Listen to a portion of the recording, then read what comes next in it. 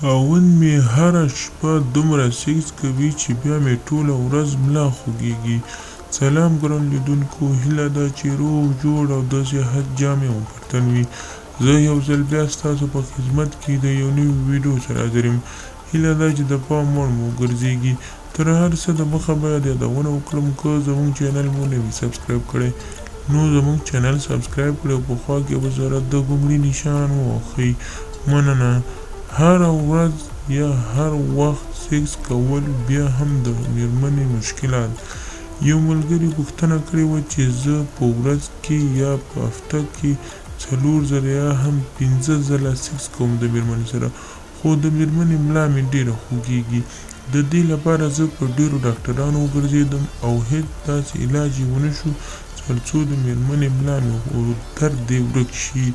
د دې لپاره به زه تاسو ته وروره داسې ووایم چې یو کار ته وکړه چې هر وخت ته په هفته کې باید 5 ځله، خو داسې نه چې دا خو خر نه دی او نه خره ده، دا خو انسان دی چې ته په ورځ کې یعنې په هفته کې 4 ځله 5 ځله سیکس کوي. نو ته وګوره، یعنې ستا په ورځ کې یو ځل سیکس کول دي. د میرمنې سره باید په هفته کې هغه میرمنې چې دغه نوې وي یا هم هغه میرمنې چې عمر یې ډېر تیر شوی وي، بچي یې ډېر راوړي وي، نو نشئ کولی چې د خپلې اندازې څخه زیات سیکس وکړئ. یعنې د خپلې اندازې څخه داسې مطلب چې په ټوله هفته کې باید تاسو 2 ځله سیکس وکړئ، نه په هفته کې 5 ځله سیکس کول. د دې نو علاج دا دی چې تاسو کولی شئ د خپلې میرمنې په دې طریقه علاج وکړئ. په هفته کې 2 ځله سیکس وکړئ. یو او بل دا چې تاسو میرمنې ته دغه یوه نسخه ورکړئ. نسخه داسې ده چې تاسو کولی شئ د دې الوا په واسطه تاسو د میرمنې دغه تکلیف ختم کړئ. بادام، پیستا، جانغوزي او چارمغز، دا 4 دانې به تاسو واخلئ. دې څخه به دارو جوړ کړئ.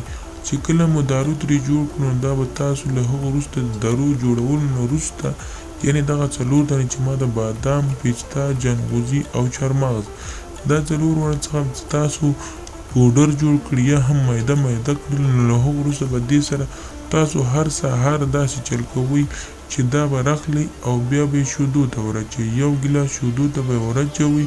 شوده به پاخوئ، خو باید ووایم چې لومړی باید تاسو شوده پاخه کړئ. چې کله مو شوده پاخه کړو، نو دغه پوډر یعنې دغه جوړ شوي 4 مکس شیان به تاسو واخلئ او دې شودو ته به یې ور واچوئ. چې کله مو ور واچوئ، نو دا به تاسو مکس کړئ، کاشوغې سره به یې ولړئ.